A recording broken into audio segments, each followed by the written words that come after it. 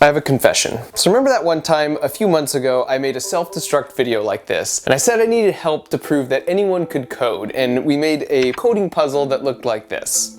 Well, so the thing is, I lied. I already knew you guys were smart and you could figure out the coding puzzle. We were actually secretly testing something else, and the results were extremely fascinating and statistically significant. So as a refresher, your goal is to get this blue car to the finish line by building a simple computer program that used these coding blocks. And when you thought you had a good code, you would hit the run button to see if the car can make it all the way to the end using your commands. But here's what you couldn't have known. We secretly assigned 6 different versions of that test. Half the test had what we call school rules, which means if you hit run and your car didn't make it all the way across, you lost 5 points. The same way you lose points if you get a question wrong in school. And the other half are what we called mastery rules. That means you don't lose any points if you try your code and it doesn't work. There's no penalty for trying and failing. And the second knob we turned to vary the test was the messaging you received after you ran the code. Positive messaging encouraged you to keep trying and not give up. Neutral just stated if you were correct or not. And negative tells you to be careful not to mess up and puts the focus on your failings. So think right now of these 6 flavors, which you think would have the highest or lowest success rates. And because over 50,000 of you engaged in this puzzle, the results you're about to see are highly significant from a statistical standpoint. Here's what we saw.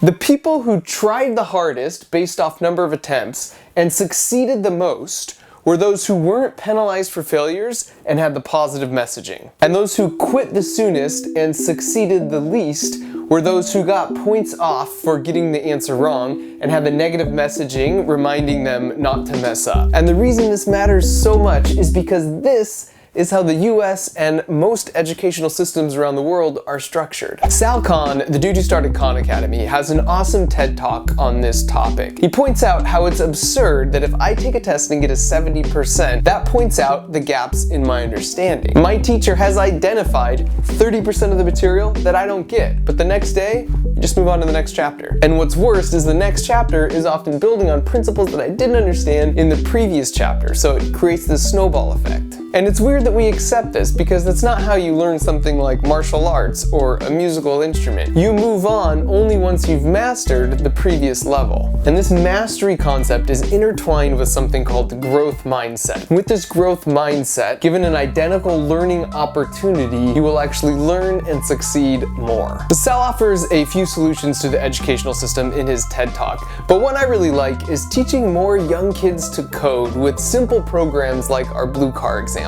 I personally think that learning to code should be a requirement in school, just like learning a foreign language is. Not just because it's super relevant in today's workforce, but it teaches you to think a certain way and really reinforces this growth mindset because you're testing and failing your code over and over again to quickly gain understanding and mastery. And to that end, my college buddy Kelly, and I want to be perfectly clear, I am not getting paid in any way to say this. In fact, I actually saw what he was doing and I asked what I could do to help. He started a free after-school program at his local library for young kids to learn and work together and teach each other how to code. And it was so successful and popular, they decided they would expand this program to any library that wanted to offer this free after-school program for kids in their community. I've seen it in action and I think it's a big deal. And he doesn't want your money, this isn't some kind of lame Kickstarter thing. But if you look at the results of the test that you participated in and you think that learning to code is at least something that can help enforce this growth mindset and mastery learning, then helping get the word out to your local library is a huge help. So I had him create a simple web page where you can go on there and enter your zip code,